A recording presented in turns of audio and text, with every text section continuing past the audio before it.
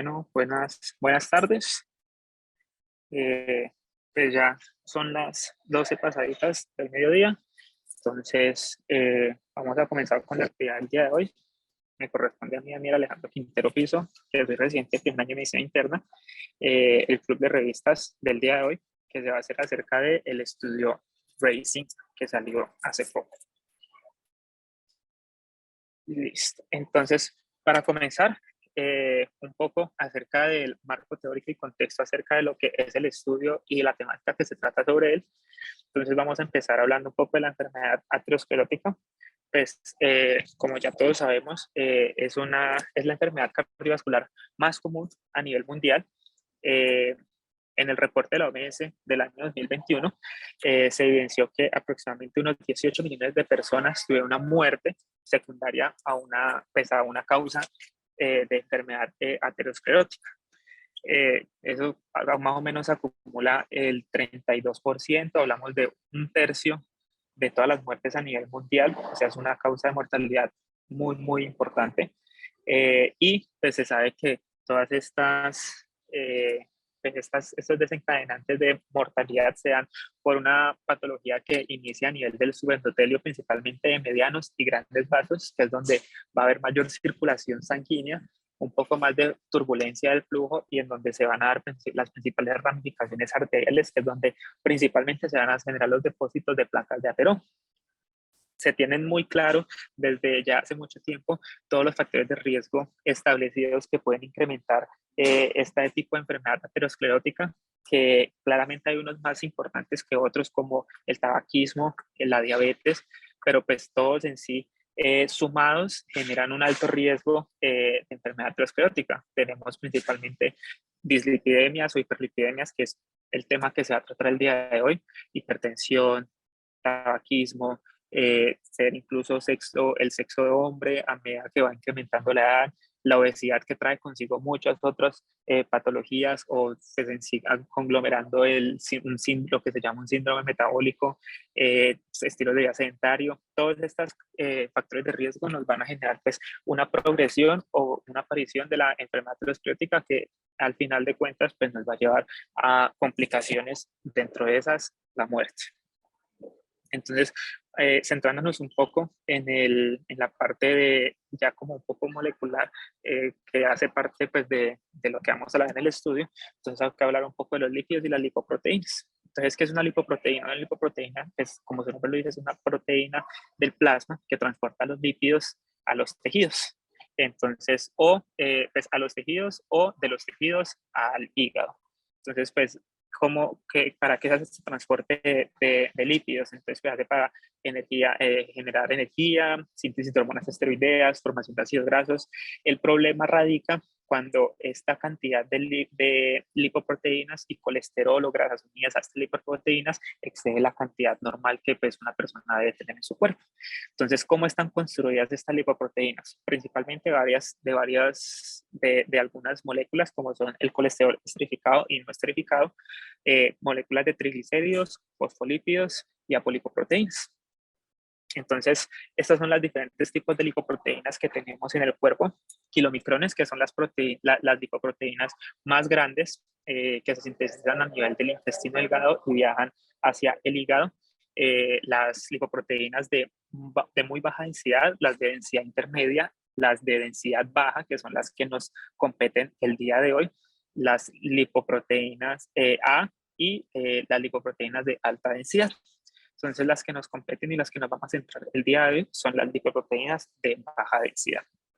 Entonces, como les dije, esta es la estructura que ellas tienen. Van a tener un core o un centro que lo que va a hacer es estar conformados por ésteres de colesterol y triglicéridos y una envoltura, una cápsula que lo recubre, que se va a conformar por colesterol, fosfolípidos y apolipoproteínas, que pues son proteínas sintetizadas a nivel del hígado.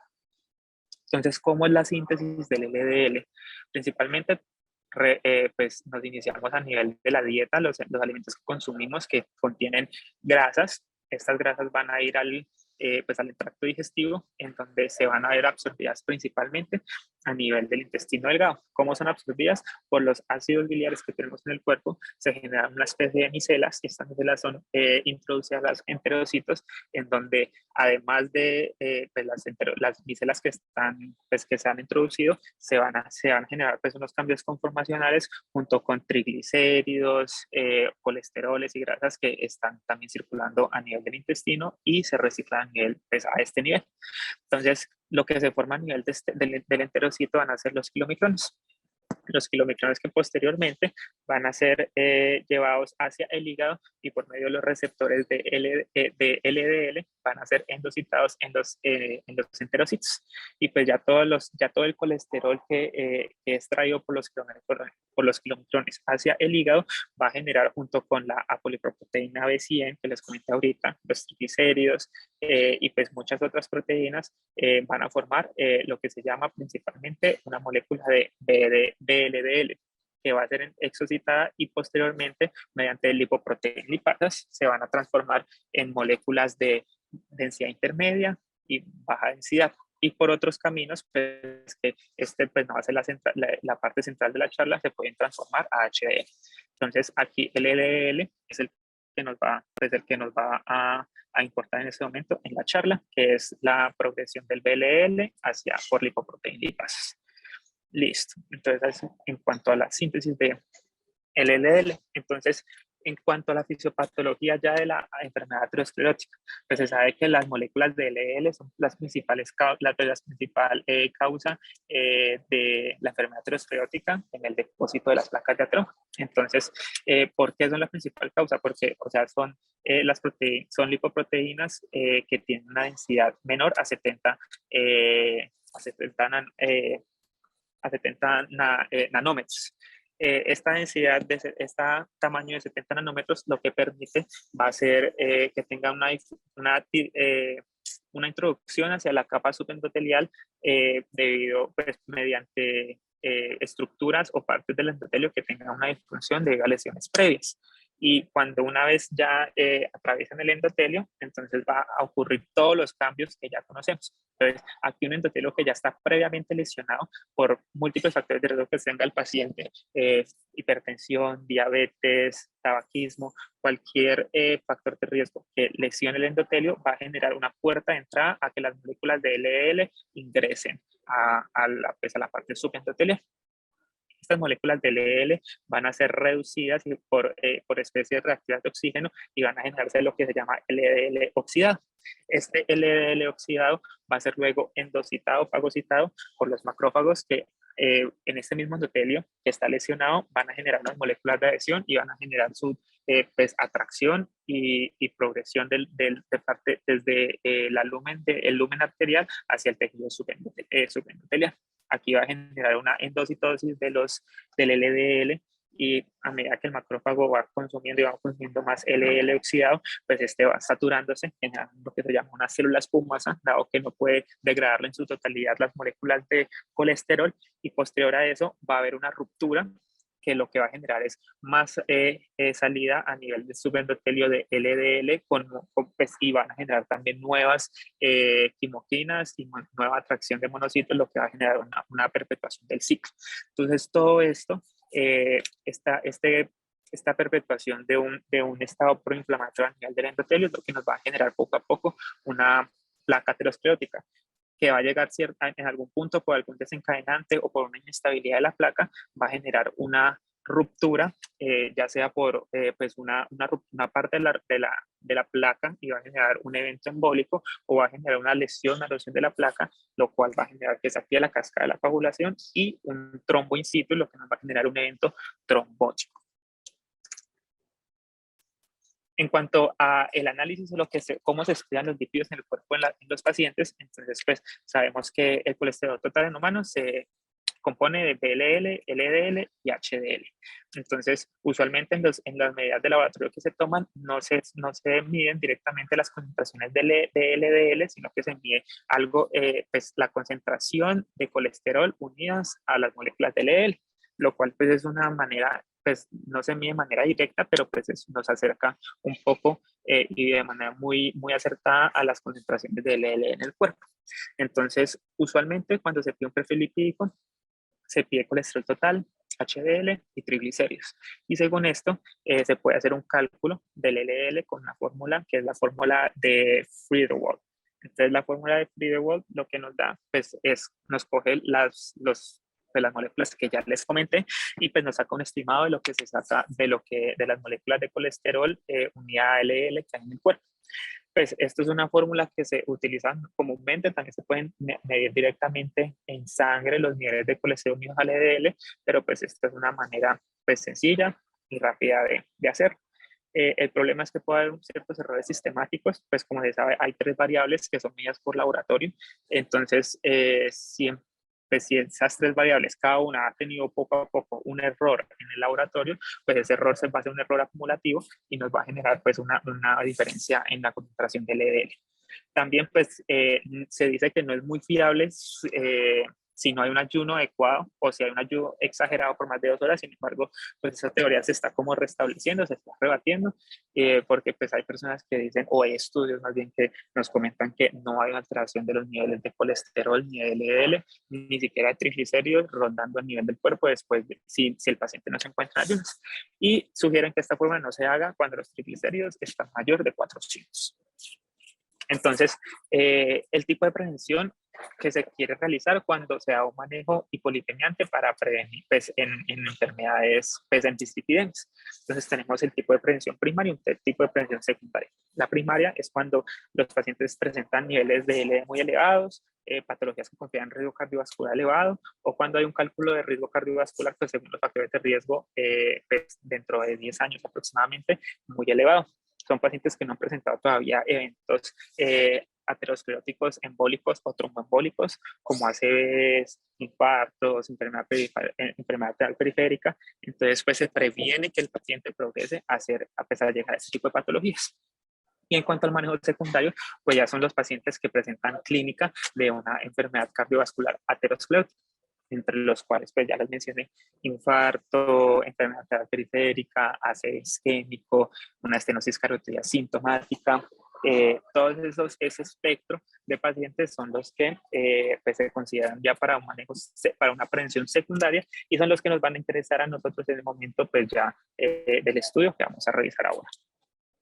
Entonces, en cuanto a las metas que se quieren llegar o alcanzar con manejos de dislipidemia según las guías. Entonces, aquí tenemos la guía de la AJA del 2019, en la cual nos divide los pacientes que están ya sintomáticos en pacientes de alto riesgo y de muy alto riesgo. Entonces, pues como podemos ver al lado de la derecha, los pacientes que están con muy alto riesgo, ya independientemente de la edad, los consideran que deben ser manejados con unas estatinas de alta intensidad. En la guía no nos hacen un hincapié estricto en el que digan como cuál es la meta en la que se debe alcanzar. Sin embargo, se dice que cuando un paciente en una terapia de estatinas de alta intensidad o una terapia con estatinas a dosis tope, pues alcanzada y que el paciente la tolere, si el LDL no está menos de 70, entonces ahí ya se sugiere añadir un segundo hipolipemiante, que sería en el primero, pues como primera línea, ezetimibe, y ya posteriormente un inhibidor de la PCSK9. Y en la parte en los pacientes que tienen un riesgo cardiovascular alto, entonces ahí sí nos dividen las poblaciones menores de 75, mayores de 75 años. ¿Por qué? Pues porque los pacientes mayores de 75 años usualmente son pacientes comórbidos, polimedicados, que probablemente puedan tener una mayor interacción con las estatinas, y pues a pesar de que estos pacientes no es una recomendación 1A hacer pues un manejo, igual si se sugiere es una recomendación 2A y pues iniciar manejo con estatinas. Y ya si los pacientes menores de 75 años, entonces pues vamos a tener las mismas metas que los que vamos a querer con los pacientes de muy alto riesgo. Entonces, ¿cómo clasifica la guía muy alto riesgo o alto riesgo? Entonces, pues muy alto riesgo los clasifica como que tengan un evento, varios eventos ateroscleróticos cardiovasculares, o que tengan un evento aterosclerótico cardiovascular con múltiples eventos, pues múltiples factores de riesgo que lo condicionen a hacerlos. Entonces podemos ver que entre los eventos mayores cardiovasculares tenemos síndrome coronario, historia de infarto, aseo isquémico y cualquier tipo de revascularización, sea coronaria, sea de enfermedad periférica, entre otros. Y pues aunque una de las clasificaciones sea un evento mayor aterosclerótico cardiovascular sumado a un factor de riesgo, pues tenemos que tener en cuenta pues que cualquier persona que presente alguno de estos eventos, pues lo más probable es que tenga dos o más de estos factores de riesgo cardiovascular asociados. Entonces, prácticamente si alguien presenta un evento clínico, pues ya se considera usualmente de muy alto riesgo, aunque no lo diga explícitamente la guía. Ya hablando, entonces aquí es donde nos dicen, donde nos recomiendan añadir un segundo hipolipemiante cuando el LDL no se alcanza a más, cuando no se alcanzan valores menores de 70 miligramos sobre decilitro. Y esta ya es hablando un poco de la guía europea del ESC del 2019. Entonces aquí en esta guía europea son un poco más estrictos con el manejo del LDL y el manejo pues, de los factores de riesgo cardiovascular de las personas. Aquí podemos encontrar que las personas que tienen riesgo muy alto son las personas que ya tienen al menos un síntoma, pues una afección clínica del evento cardiovascular aterosclerótico, pero aquí abajo podemos ver que hay otras patologías que la AJA incluía solamente como factores de riesgo para un riesgo cardiovascular elevado, no muy elevado. Entonces, pues aquí podemos ver que estas guías europeas son un poco más estrictas en cuanto al manejo de las dislipidemias. Y también, no solamente en la clasificación, sino a nivel del manejo que se quiere llegar con los niveles de LDL. Entonces, podemos ver que las personas que tienen un riesgo muy alto, que son las que les mencioné previamente, ellos buscan incluso llegar a metas de LDL menor a 55 nanogramos sobre decilitro, miligramos sobre decilitro, a diferencia pues, de la A. Y aquí los pacientes que están en alto riesgo, que son simplemente pacientes con factores de riesgo y necesariamente con una enfermedad aterosclerótica ya clínicamente establecida, pues aquí lo hacen con 70 miligramos sobre litro. Entonces, sí son un poco más estrictos en cuanto al manejo de las dislipidemias. Entonces, aquí sí claramente nos dicen las recomendaciones. Pacientes de muy alto riesgo, el LDL idealmente menor de 55 y pacientes de alto riesgo, un LDL idealmente menor a 70. Las dos con evidencia con clase 1A. Entonces, en cuanto a los fármacos para el tratamiento de las dislipidemias, entonces, pues la terapia angular, la piedra angular para este tipo de pacientes siempre van a ser las estatinas y va a ser el medicamento de elección en cualquier tipo de pacientes. Entonces, ¿cómo es el mecanismo de acción de las estatinas? Como podemos ver aquí en la imagen de la derecha, las estatinas lo que van a hacer es reducir el colesterol en el hígado por un aumento, por un mecanismo de inhibición competitiva de la HMG-CoA reductasa. Entonces, ¿qué es lo que va a generar al final de cuentas esta inhibición? No va a generar la síntesis de colesterol a nivel del hígado.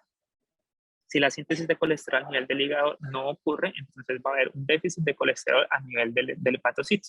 Entonces, este hepatocito, ¿cómo va a hacer para compensar ese déficit de colesterol? Lo que va a hacer es va a generar una mayor síntesis de los receptores de LDL, que les comenté al comienzo de la charla, los va a expresar en su membrana y con esto va a generar la captación de las moléculas de LDL, las va a endocitar y por ese medio va a generar pues la utilización del colesterol. Entonces, de este modo nos va a disminuir pues sustancialmente las concentraciones de LDL a nivel pues sanguíneo. Entonces, se tiene en cuenta que cuando uno puede tener una terapia de alta intensidad, de moderada intensidad o de baja intensidad, cada una de las cuales nos va a disminuir en un porcentaje el colesterol, la disminución del LDL. Entonces, una alta intensidad nos va a disminuir totalmente aproximadamente el 50%, una moderada intensidad entre un 30 y un 40%, y una baja intensidad un poco menos del 30%. Entonces, esta reducción usualmente se da de esta manera, pero algunas personas pueden que no tengan una reducción o una meta ideal de LDL con la terapia en la que están. Sin embargo, usualmente se da por una mala adherencia al tratamiento. Pero hay personas que también pues, pueden tener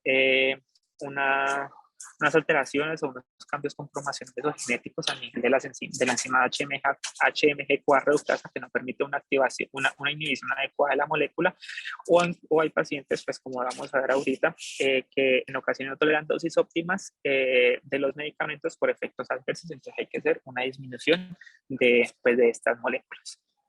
Entonces, para hablar un poco de los efectos adversos de las estatinas. Principalmente, y la que más se va a presentar, son las miopatías. Entonces, a nivel muscular. Entonces, la miopatía, pues, es el efecto clínico, clínicamente relevante, pues, más descrito, con mayor frecuencia, al tratamiento con estatinas.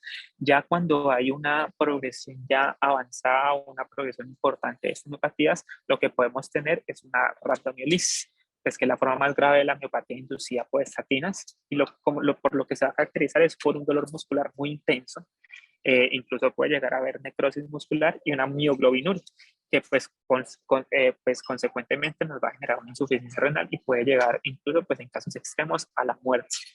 Entonces se considera pues que hay concentraciones de CPK como mínimo 10 veces mayores a lo normal, pero pues estos pacientes a veces incluso pueden llegar a alcanzar 40, 50 veces el valor de la normalidad.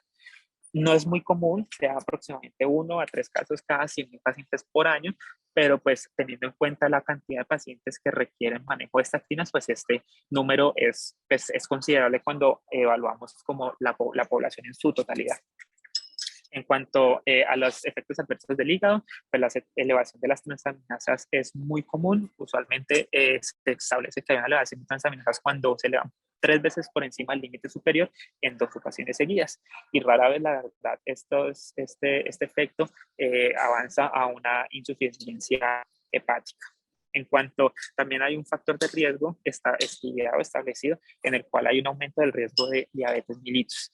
Entonces, pues esto se da usualmente en pacientes que ya tienen factores predisponentes para generar una diabetes mellitus, como obesidad, obesidad, sedentarismo, antecedentes familiares de diabetes mellitus, y usualmente se relacionan con polimorfismos del HMG-CoA reductasa.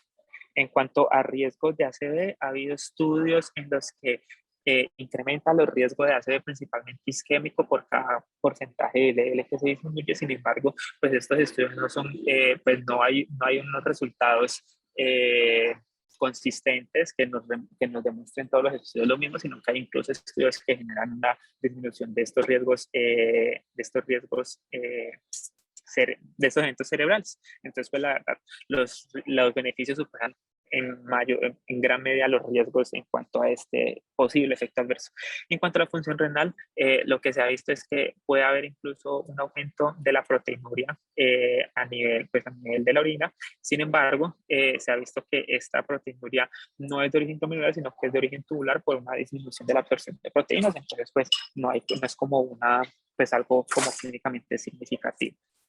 Y para hablar, ya para ir finalizando esta parte de contexto, respecto al ezetimibe, entonces pues el ezetimibe pues, es un inhibidor del receptor NPC1L1. Entonces este receptor lo que va a hacer, va a inhibir la captación de colesterol que pues, a nivel intestinal, y por ende pues va a disminuir el transporte de colesterol hacia el hígado, y el hígado, al igual que cuando se hacía con las estatinas, va a estar con un déficit de colesterol intracelular, y lo que va a hacer es aumentar los receptores de LDL y trayendo consigo una disminución del LDL a nivel sanguíneo. Entonces, se han descrito, claramente se ha visto a lo largo de la historia que a menos LDL, o pues una disminución de LDL en metas, ha disminuido los riesgos cardiovasculares de los pacientes y ha disminuido la incidencia de enfermedad cardiovascular. Sin embargo, pues usualmente no se hace lo que se hace en los estudios en los que se comparan estatinas con estatinas más ezetimibe o cualquier otro tipo de este estudio, se hacen con desenlaces subrogados, en los cuales se miden principalmente los niveles de LDL, más no se miden como los desenlaces clínicamente significativos. Entonces aquí tenemos un metaanálisis en donde se revisaron 27 RCTs, estudios publicados, relatorizados, dobles ciegos, principalmente en adultos con dislipidemia. Era un metaanálisis muy pragmático, pues era su único criterio de inclusión, que el paciente estudiara dislipidemia. Tuvieron un número importante de pacientes en los cuales se repartieron, o sea, se evaluaban principalmente las diferencias a nivel de la reducción del LDL, comparando estatinas como monoterapia y estatinas más ezetimibe como pues terapia dual. En este estudio, pues algo curioso, algo de llamar la atención es que de los 27 RCTs, 3 estudios evaluaron terapia de primera línea. Para aquellos que era una terapia de primera línea, pacientes que previamente nunca habían consumido unas estatinas. Y los pacientes que evaluaban en 14 estudios terapia de segunda línea. ¿Qué era terapia de segunda línea? Pues pacientes que tenían uso previo de estatinas.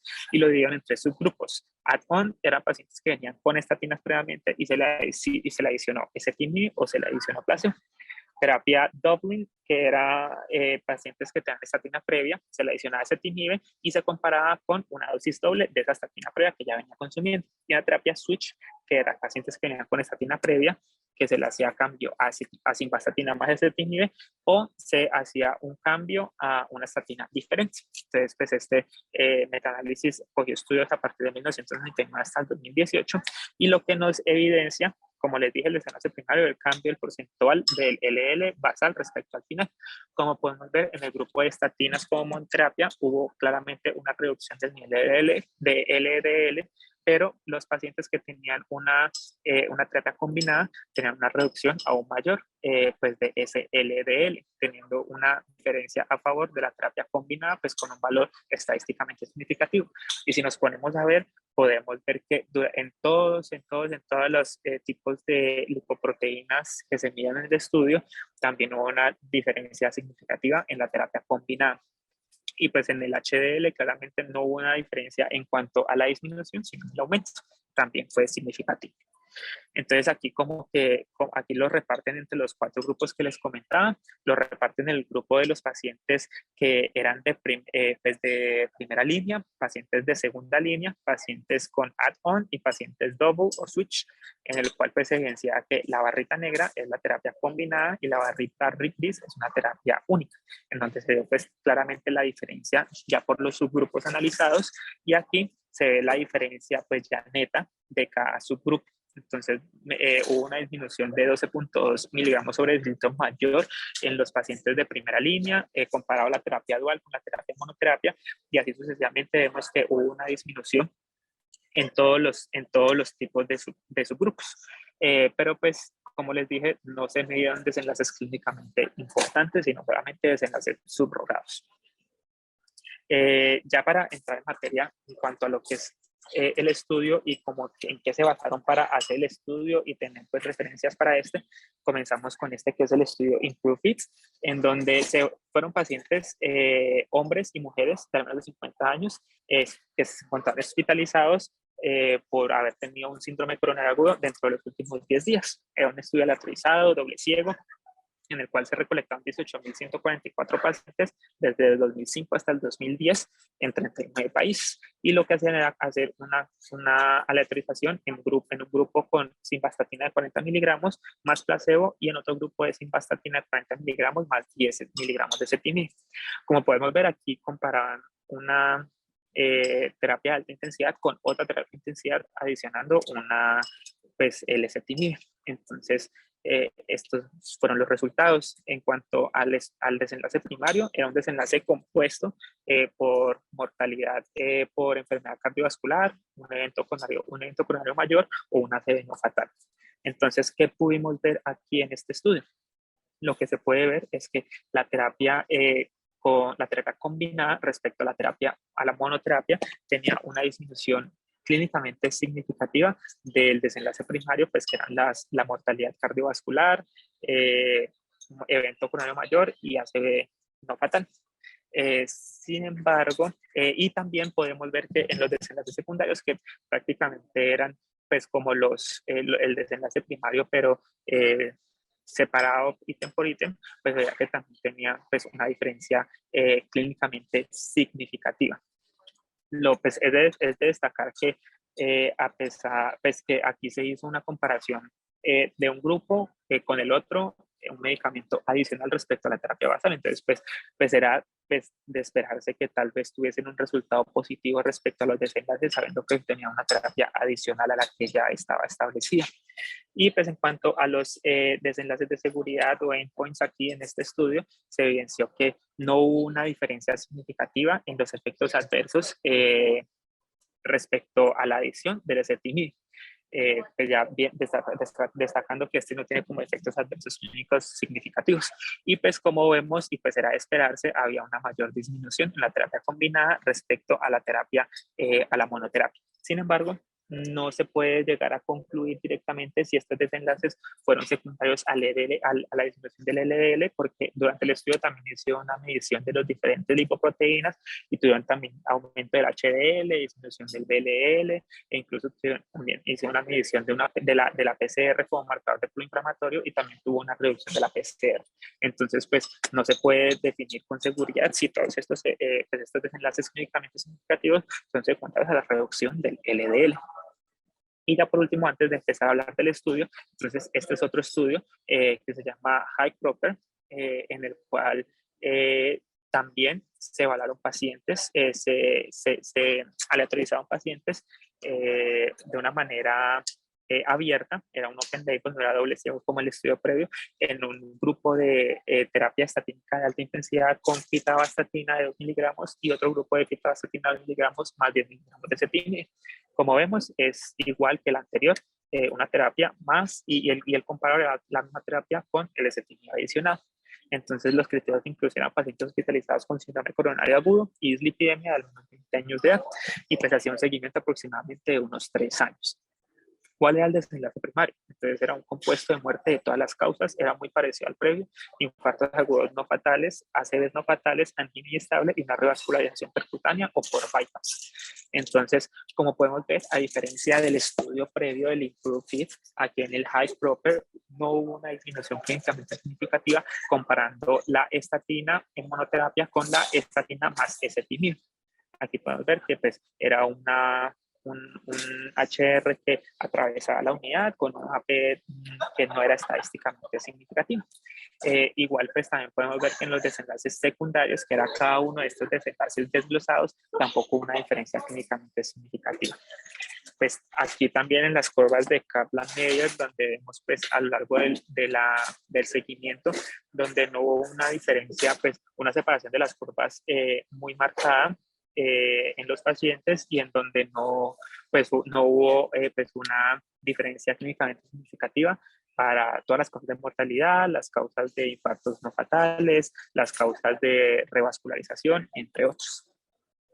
Pero donde sí se vio pues claramente donde hubo una diferencia estadísticamente significativa en la reducción del LDL. Entonces, pues vemos que incluso a partir de los 3 meses se establecieron pues unos niveles de LDL aproximados en donde a pesar pues que se hacía seguimiento pues con la misma terapia, pues los niveles se permanecían estables del LDL en ambos grupos, pero esa diferencia se mantenía pues estadísticamente significativa. Entonces aquí es donde pues nos entra la duda si en el estudio previo el IMPROVE-FIT que fue en el 2017 y ese estudio de Hype-Proper que fue posteriormente ya en el 2018, el IMPROVE-FIT fue en el 2015 y este fue en el 2018, entonces pues hay unos resultados muy discordantes en los que pues no podemos como evaluar si esta disminución de los desenlaces clínicamente significativos que hubo en el primero, en el IMPROVE-FIT, pues si fue, o sea, si es como se demostró en el estudio o se puede, o por el contrario, pues hay que pues hay que tener en cuenta más el estudio Hype-Proper. Hay que tener en cuenta que este estudio Hype-Proper, que fue el último que les mencioné, pues tiene algunas limitaciones respecto al IMPROVE-FIT, que este estudio no fue aleatorizado, no fue doble ciego, qué pena, sino que fue open label, en donde pues pacientes que sabían que tenían una doble terapia, pues de pronto pudieron haber hecho más trabajo para hacer cambios del estilo de vida, pudieron haber pues trabajado más fuertemente para disminuir su riesgo cardiovascular y pues, mejorar su dislipidemia. Además, pues en este estudio, cuando se hace la autorización, solamente se muestra el número total de pacientes que fueron autorizados. Sin embargo, no se muestra previamente cómo cada centro excluyó los pacientes que no hacían parte del estudio y pues no hubo como criterios así como específicos para excluirlos. Entonces, pues ahí puede haber como un riesgo de selección. Y en este estudio la tasa de eventos fue mucho más baja comparado con el estudio previo. La tasa de eventos de mortalidad, de infartos, etcétera, fueron pues una tasa un poco más reducida, en donde pues puede afectar un poco el poder del estudio. Y pues que esta población es únicamente japonesa, que es de pronto tal vez difícil de extrapolar a nivel mundial. Y tuvo un seguimiento, pues decía que aproximadamente 36 meses, 3 años, algunos hacían un poco más, en donde pues que se dice que este seguimiento de pronto puede que no llegue a ser como apropiado, sabiendo que todavía no se sabe con certeza cuáles son pues como en qué momento la terapia hipolipemiante empieza a tener un impacto significativo a nivel de la reducción de efectos cardiovasculares. Entonces ya para hablar directamente del estudio que nos compete el día de hoy, el estudio se llama estudio RACING, que lo que hacía es un estudio que va de no inferioridad a autorizado abierto, en el que se compara un grupo de pacientes recibiendo estatinas de alta intensidad comparado con un grupo de pacientes que recibía estatinas de moderada intensidad más ezetimibe. Entonces, a diferencia de los otros estudios que previamente les mencioné, aquí sí se hace una disminución de las estatinas a los pacientes que se les va a añadir ezetimibe. Entonces, desglosando la pregunta tipo del estudio, tenemos la P de población, en donde nos encontramos pacientes con enfermedad cardiovascular aterosclerótica documentada que requerían estatinas de alta intensidad y que ya hubieran logrado un LDL de 70 miligramos decilitro o menos. La intervención era pues, terapia combinada con ezetimibe de 10 miligramos más estatinas de moderada intensidad, que era rosuvastatina de 10 miligramos. El control pues, era la monoterapia de estatinas con alta intensidad con rosuvastatina de 20 miligramos y los desenlaces era un compuesto de muerte cardiovascular, eventos cardiovasculares mayores o ACV no fatal dentro de los próximos 3 años. En cuanto a las hipótesis estadísticas, entonces hay que tener en cuenta que este es un estudio de no inferioridad, entonces la hipótesis no la teníamos que en los pacientes con enfermedad cardiovascular aterosclerótica documentada que requerían estatinas de alta intensidad y hubieran logrado un LDL menor de 70 miligramos, la terapia combinada de ezetimibe más estatinas de moderada intensidad no es no inferior a la monoterapia de estatinas de alta intensidad.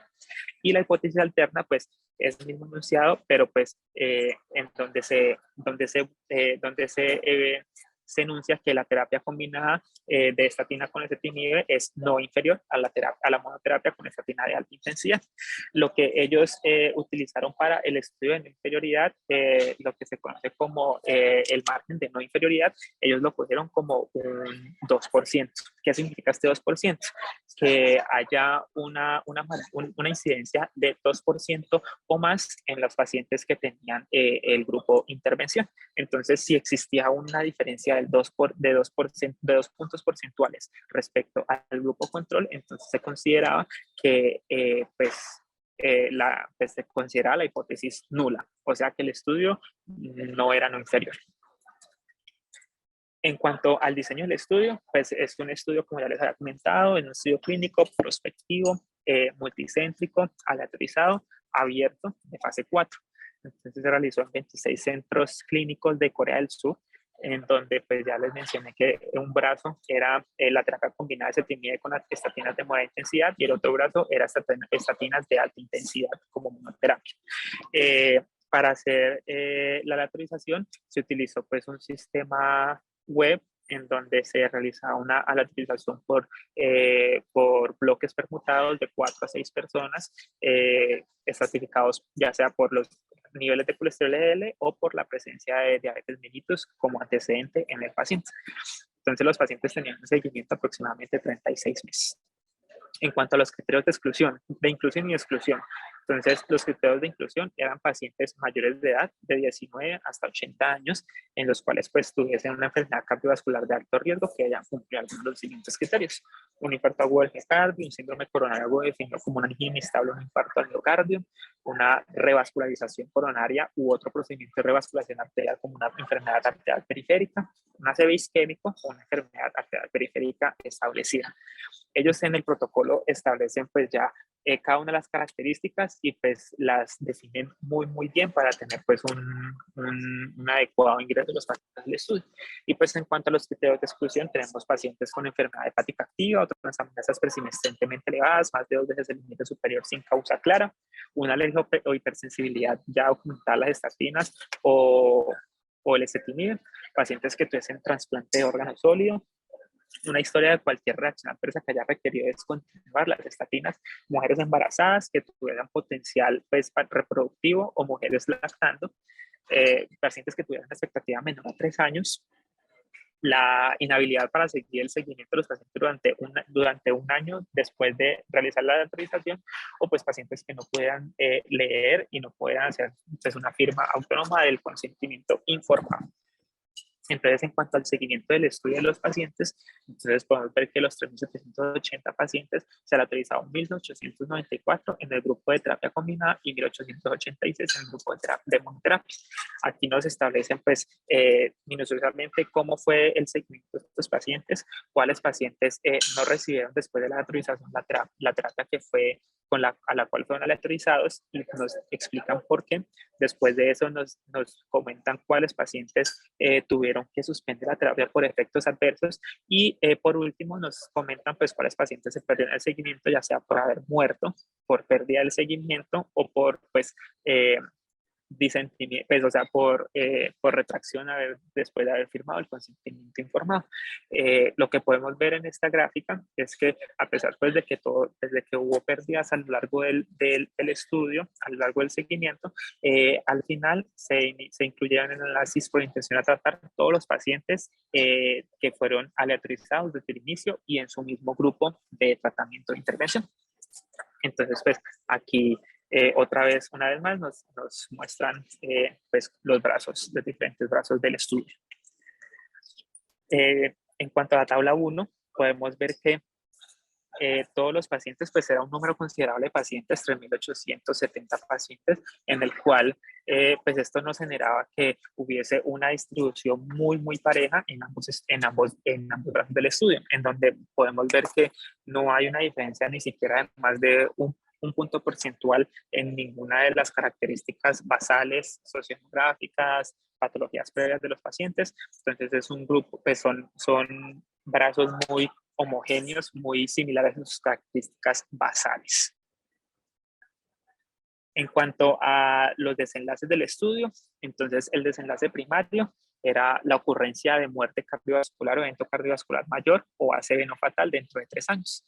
Y tenía unos desenlaces secundarios del estudio en cuanto a eficacia clínica y seguridad, en donde pues eran los siguientes desenlaces. Entonces, uno, la proporción de pacientes de LDL que era reducida a menos de 70 miligramos sobre decilitro al año, a los 2 años, de los 3 años, un compuesto de todas las causas de muerte, eventos cardiovasculares o ACV no fatales, cuántos pacientes descontinuaban o reducieron la dosis por intolerancia a los medicamentos y la ocurrencia de eventos clínicos adversos, incluyendo la aparición de diabetes relacionados con el músculo, hígado o vesícula biliar y diagnóstico de cáncer. En cuanto a cómo se calculó la muestra del estudio, entonces se asumió que el desenlace primario ocurriría en el 13% del grupo de terapia combinada y el 14% en el grupo de terapia, en el grupo de monoterapia. Entonces, estos porcentajes se sacaron de acuerdo al estudio IMPROVE-IT. ¿Por qué se llegaron a estos porcentajes? Porque pues, se consideró que la estatina utilizada en este estudio era una estatina de mayor intensidad respecto a la estatina utilizada en el IMPROVE-IT y esto iba a reducir aún más el porcentaje en un 20% más respecto al estudio previo. Entonces, en el estudio previo, como podemos ver, había un desenlace de 33% en el grupo combinado y 34% en la monoterapia. Entonces, pues ahí de este estudio y pues de la suposición de que la terapia estatínica de este estudio iba a ser más efectiva, entonces sacaban estos porcentajes.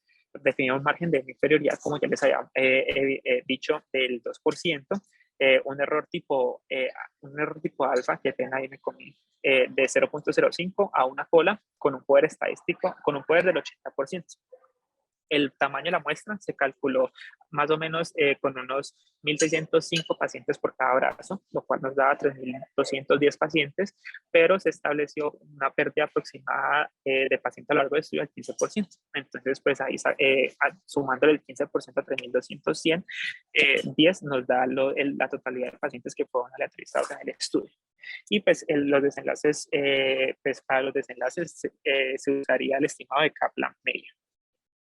En cuanto a la hipótesis de superioridad, entonces ellos posteriormente a que los pacientes lograban una reducción menos del 70% en el seguimiento, iban a sacar una hipótesis de superioridad, en la cual pues ellos iban a tener un error tipo alfa de 0.05% con una potencia del 80% y una pérdida de seguimiento estimada del 15%, para lo cual iban a requerir, pues según los cálculos que se sacaban con estas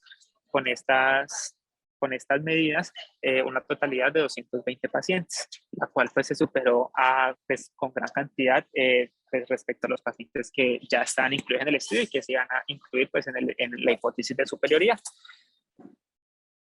Entonces, en cuanto a los análisis estadísticos del desenlace primario, entonces tenemos que se usó como estimado de Kaplan-Meier para tiempo libre de desenlaces primarios.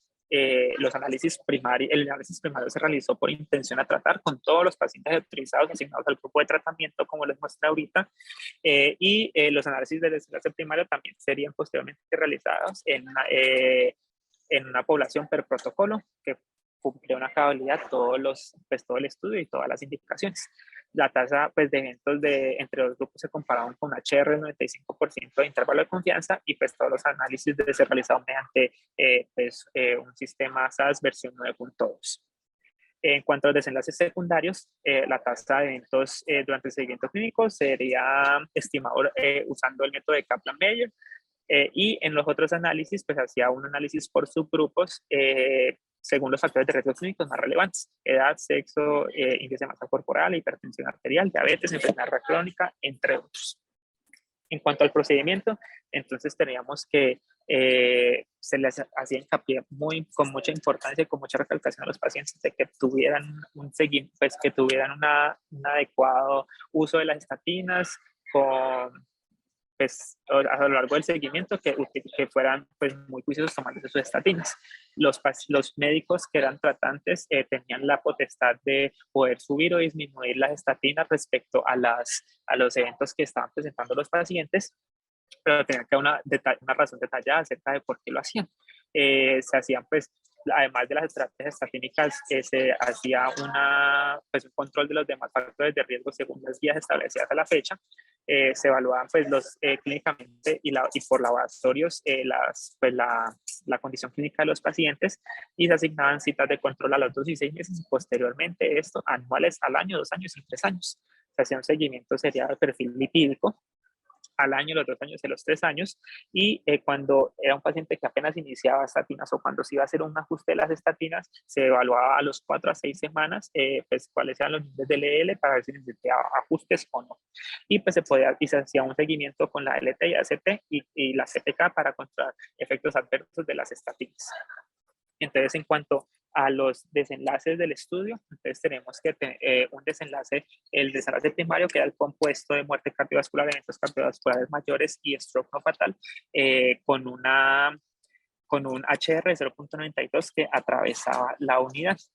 Pues una P que no era estadísticamente significativa. Sin embargo, recordar que esto era un estudio pues, que se evaluaba la no inferioridad de una terapia combinada con la monoterapia de alta intensidad, en donde podemos ver que hubo una diferencia pues, absoluta del 0.78% en ambas terapias. Y pues a lo largo pues, de todos los desenlaces secundarios y los desenlaces primarios pues, que se individualizaban y se hacían análisis individuales, podemos ver pues, que había una tendencia también a tener resultados muy, muy similares entre sí.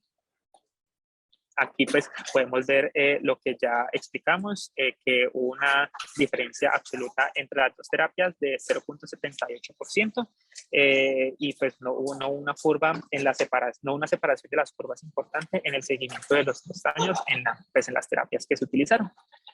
Y aquí se puede evaluar que la terapia, pues esto ya es un desenlace subrogado, pero pues que claramente no hacía parte de los desenlaces primarios, en donde se evidencia que los niveles de colesterol LDL en los pacientes respecto de la terapia combinada, respecto a la terapia de alta intensidad, pues tenía una disminución pues comparativamente importante respecto a la otra terapia, y pues que esta diferencia pues se mantenía en el tiempo a lo largo del primer, el segundo y el tercer año, al igual que los estudios previos que ya les había comentado. Esto en cuanto a los efectos adversos que presentaban los pacientes, entonces pues podemos ver que también prácticamente en la mayoría de todos los pacientes hubo, y en la mayoría de efectos adversos y los más pues clínicamente relevantes, que son los de mayor prevalencia, hubo una mayor cantidad de efectos adversos en la población de alta intensidad, pues que se relaciona principalmente con las estatinas, y pues al reducir esa dosis de estatinas puede haber una disminución de los efectos adversos, y como se sabe el ezetimibe pues no trae consigo efectos adversos importantes. Aquí podemos evaluar ya la diferencia, el análisis por subgrupos que les había dicho, pues por todos los factores de riesgo clínicamente importantes, en donde pues tiende a no haber una diferencia estadísticamente significativa entre grupos, pues no hay ninguna diferencia que favoreciera ni la monoterapia ni la terapia combinada. Y aquí tenemos el análisis de todos los pacientes de todo el estudio, en donde podemos ver que aquí en esta línea punteada está el margen de error de 2%, que nos indicaba si el estudio era inferior, que si el estudio era no inferior o no era no inferior, en donde podemos ver que claramente pues atraviesa la unidad, lo que significa pues que no hay una diferencia importante entre las dos terapias, pero sí podemos ver que no atraviesa el 2% el margen de inferioridad, lo que nos considera que el estudio es un estudio, que la terapia dual es una terapia no inferior respecto a la monoterapia. Entonces, limitantes de este estudio. Entonces, era un estudio abierto, pues puede haber sesgos a síntomas reportados por los pacientes, la tasa de eventos fue muy baja, entonces podemos ver aquí que la tasa de eventos, o sea, pues incluso si se hubiese cogido un rango, un margen de no inferioridad de 1%, igual no lo hubiese atravesado, hubiese sido no inferior, entonces se considera que fue un poco laxo, un poco generoso ese intervalo de confianza, y pues aunque este ensayo se realizó una prueba de inferioridad como criterio principal de valoración, la comparación de los resultados clínicos individuales de criterio principal podría ser pues debido al pequeño número de eventos que se presentaron en este estudio. Como podemos ver, pues se presentó solamente en el 9.9% y 9.1% respectivamente en los brazos del estudio. Entonces, para hacer rápidamente el análisis crítico del estudio, entonces se realizó de manera aleatoria la asignación de los tratamientos del paciente. ¿Y cómo fue la generación de la secuencia de los números aleatorios? Sí se realizó de manera aleatoria, se realizó por el sistema, pues que ya les dije, bloques permutados de 4 a 6 pacientes, y si se ocultó la asignación aleatoria hasta el momento del ingreso del paciente al estudio, sí, pese a que el estudio es un estudio abierto, open label, pues la asignación sí fue aleatoria y fue oculta hasta que ya los pacientes ingresaron al estudio.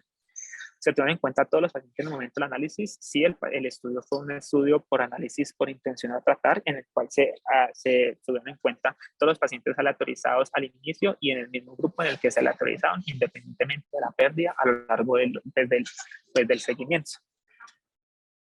Se mantuvieron ciegos respecto al tratamiento de los médicos y los pacientes. Ahí es donde falla el estudio, donde donde no hubo un cegamiento, fue un estudio abierto. Los grupos eran muy similares entre sí, según la tabla 1, y pues, respecto a las cointervenciones o cómo fueron tratados los pacientes, fueron tratados de una manera muy similar, sin diferencias pues, en tratamiento respecto a los grupos. Entonces, ¿cuáles fueron los resultados? Como ya les mostré, tuvieron un efecto del tratamiento, un HR de 0.92%, pues que no era estadísticamente significativo y era un poco impreciso, pero pues era un estudio de inferioridad, y la diferencia absoluta entre los dos tratamientos fue 0.78, una disminución del 0.78%. En cuanto a la interpretación de estos resultados, entonces, ¿cómo podemos interpretar ese 9.9 y ese 9.1% en cada brazo en un estudio de no inferioridad? Entonces, se puede interpretar de la siguiente manera. Entonces, en el tratamiento de terapia combinada, el 9.1% de los pacientes presentó el desenlace primario, que fue mortalidad cardiovascular, evento cardiovascular mayor o ACE no fatal, comparado con el 9.9% de los pacientes en la monoterapia. Y pues esta intervención tuvo una disminución del riesgo del 0.78 puntos porcentuales, siendo en el mejor de los casos una disminución del 2.39% y en el peor de los casos un aumento de 0.83 puntos porcentuales. Entonces, como podemos ver, pues no hay una, pues es un número que atraviesa la unidad, pero pues podemos deducir que porque tuvo el margen de error menor al 2%, pues es un estudio que es no inferior al estudio, a la terapia, a la monoterapia de alta intensidad. ¿Y pueden los resultados ser aplicados a mis pacientes? Sí, pueden ser aplicados a los pacientes. ¿Se han considerado los resultados clínicamente importantes? Sí, porque no fueron desenlaces subrogados, sino pues, desenlaces de mortalidad y eventos clínicos, y que si vale la pena los beneficios frente a los beneficios y costos, pues, o sea, en parte sí, pero pues también se sabe que una terapia combinada puede ser incluso un poquito más cara que una terapia, que una monoterapia de alta intensidad, y siempre y cuando el paciente tolere esta terapia, pues sería, pues no está de más descartarla de una por los resultados de este estudio.